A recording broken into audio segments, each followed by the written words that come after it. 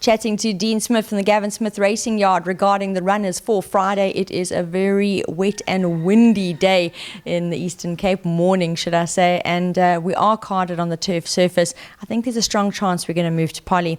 But let's kick away with the Gavin Smith runners, and in race 1 they'll turn out Fearless Badger and Battenberg, who will make his local debut.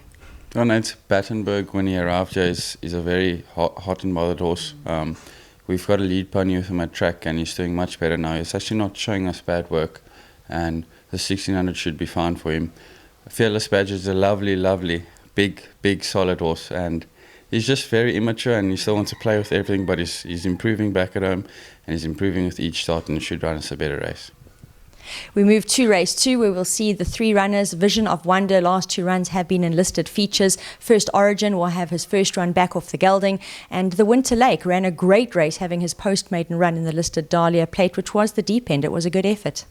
John Nates, all 3 of them are nice colts. First Origin, he's been gelded, and he took the gelding well. We've taken our time with him. He's a lovely colt. He may still need the run a touch Friday, but he's not doing too bad at home. Vision of Wonder, his last run was a little bit disappointing. He's a bit better than that. It was first run Polly. I think we could put a line through that. And he's been around the Polly a couple more times in case it does move. And the Winter Lake also, first run Polly, not last time out, not disgraced. He's also seen it a couple more times. But he's a lovely, clean striding horse. And for him, he should prefer the turf a bit more.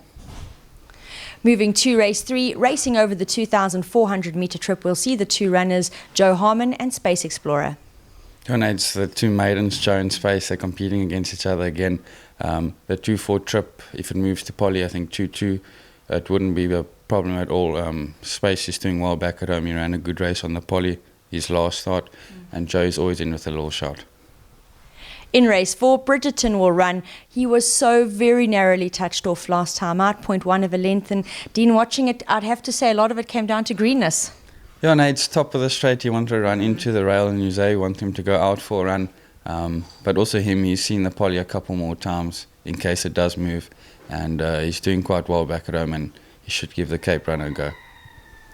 2 runners in race 5, Safari Blue and Safe Return, who ran a good third last time out. Yeah, Nate's Safe Return, last time out, top weight, very good run. The draw is a little bit of a concern here, but he's doing very good back at home. He's a nice horse. Yeah, he should run us a fair type of race. Safari Blue, we're using this as a prep run. There's a nice race coming up for him in a couple of weeks' time. But if they do change to the Polly 14, it might be a touch on the sharp side, but he's not doing too bad at home. In race 6, we'll see 3 pacey individuals step out for a 1,000-metre dash Pinnacle Stakes, and they are Cruise Control, Stranger Danger and Liddell's Echo. And it's Cruise Control. His last run, I think we can just put a line through it. But yeah, for small horse, small stocky horse, he's got top weight to shoulder, which is a concern. Polly shouldn't be a problem if it does change. Yeah, he's not doing too bad. We should include him. Liddell's Echo is good win last time out. He enjoyed his break and he's doing quite good back at home. And Stranger Danger also, he's not doing too bad back at home, but he may need it a touch. We move on to race 7, which is the feature of the afternoon, the listed East Cape Breeder Stakes. And here we'll see Ikoria step out. And she had to try a little bit further as she went through the age group features, but I think she's going to love being back to the sprints. And she'll be joined by Civil Rights, who's always thereabouts. Oh, Nate, you need to hit the nail on the head with Ikoria. She's a lovely filly, lovely action. She's doing well back at home. The 12 shouldn't be a problem. She'll try the 12 Polly if it does change. She's been around a couple of times. She showed us some good work on it, and I don't think it should be a problem.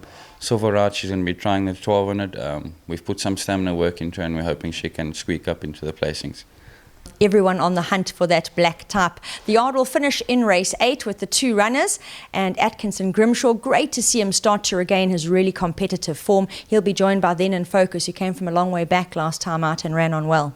No, it's Atkinson. He's lost his speed a bit, and he's looking for further now. So the miles, his minimum trip at the moment, but he's got a good draw. He's got Louis back up. Louis ridden him once. They got touched off in a mile, and yeah, we're expecting a competitive run. And Then in Focus, last time out, you hit the nail on the head too. He came from way back in the 1300, and the mile Polly should be spot on for him.